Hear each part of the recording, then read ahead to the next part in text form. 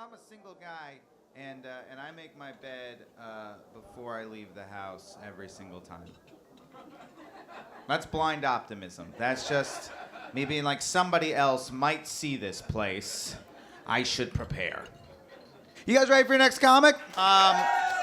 This next guy, you can see him on the wall of shame at every rub and tug around town. Guys, make it loud for the very funny Jay Schwartz, everyone.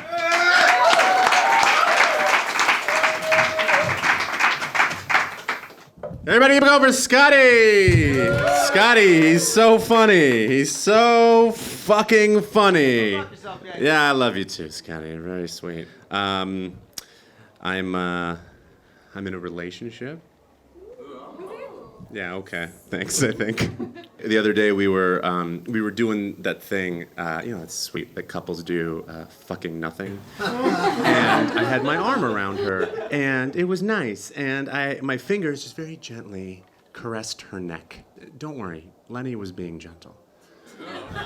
I said out loud, I'm not sure why I said these words, but I said, wow, your neck skin is soft. And she, without skipping a beat, says, okay, what, are you going to turn me into a lampshade later? What? Why would I turn you into a lampshade? Is that something you worry about? And am I going to turn you into a lampshade later? Later, what is now not convenient for you to become a lampshade? Or is it that you think I don't have the proper utensils to make you into a lamp? You know what? You're right, I'm wearing the wrong pants. What's my plan? In her mind, what's my plan? 1, I'm gonna find a woman. 2, I'm gonna date her for way too long, like 2-3 years, until I really weave myself into the fabric of her family and friends, and her mom's texting me, her brother and I go to sports games. You can tell that I don't go to sports games because I call them sports games. Just when the time is right, when everyone's like, oh, what a great guy, boom, make her into a lampshade, that's right. But later. Now's not convenient. Not wearing the right pants, you know. She's great, though. She's smart. She's funny. She's really funny, which is important to me. She's got a fucking temper, though. Wow. I mean, it keeps you on your toes, I'll tell you that. I mean, it's always really complex. And I mean, like, layered with context and nuance. And it's based on the time and the place and the wind speed and the pitch and the yaw, which are sailing terms. You're welcome. And people say, oh, maybe you're just on different pages. We're not on different pages, because to be on different pages, you have to be reading the same book, and we are not reading the same book. She is just powering through War and Peace. Meanwhile, I'm struggling through Everybody Poops. She's trying to just understand the concepts. I'm like, okay, so who poops?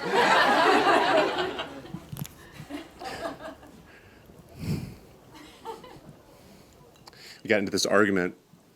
And she said her favorite phrase, which is, it's not even about that. Okay, fine. It's not about that. It's never about that. Can you tell me what it is about? And she's like, well, maybe if you had just communicated to me that you were leaving this weekend, I wouldn't have had to feel so abandoned, neglected, and isolated, which certainly doesn't add to the residual resentment I've been feeling because you've been gone so long, and the whole time I'm like, oh my God, when did all these words happen? I don't even know when you had the time. How did you construct that beautiful sentence even? I don't know what 50% of that means. Are you a literary professor? I don't know what's going on. And I'll say this, look, I mean, I'm not without blame.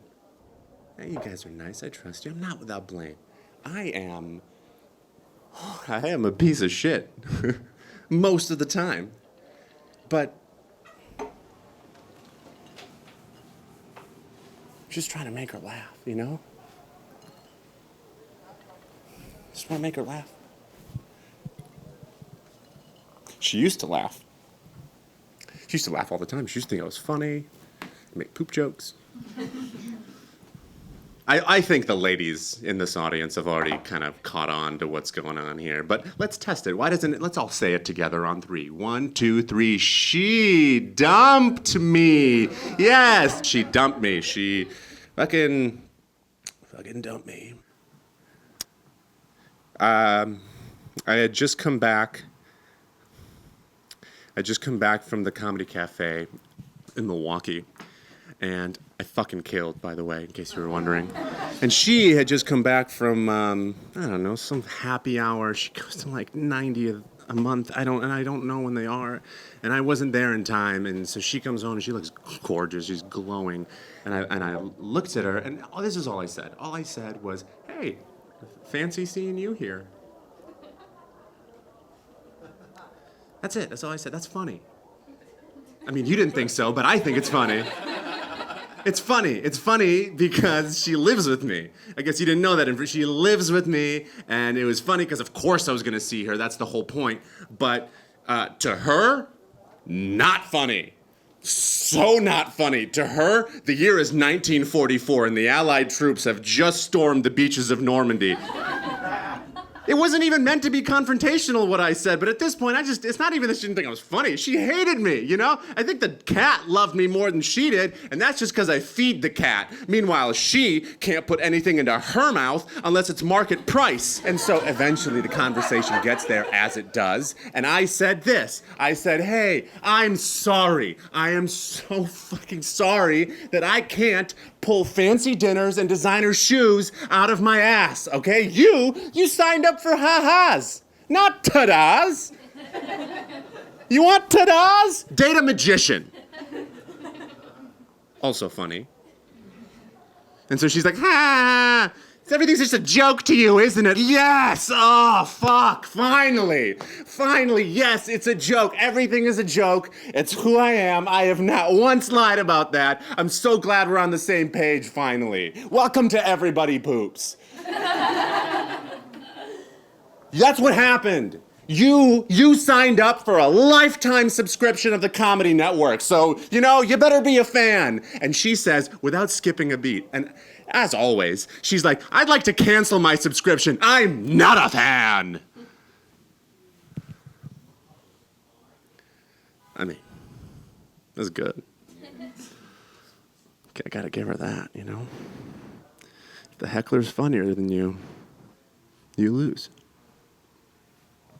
And that's the thing. It was so funny. She's so funny. I'm glad she's not a comedian, otherwise I'd quit. Here's the thing, folks. It was just so impressive. It was impressive because we were fighting. I was winning. Right? I was winning. And then she just took my D-Day invasion and just turned it into the Battle of the Bulge, which is high casualties.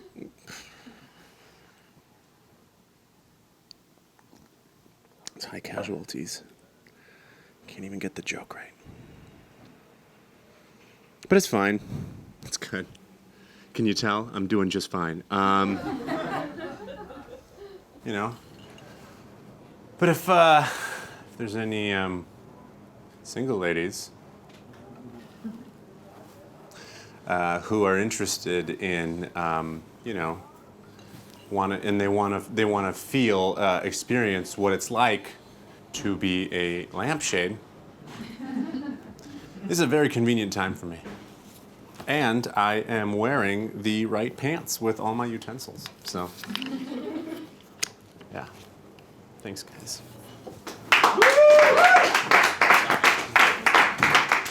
Jay Schwartz, everybody. Come on. Great job. Most eligible bachelor, I'll tell you that.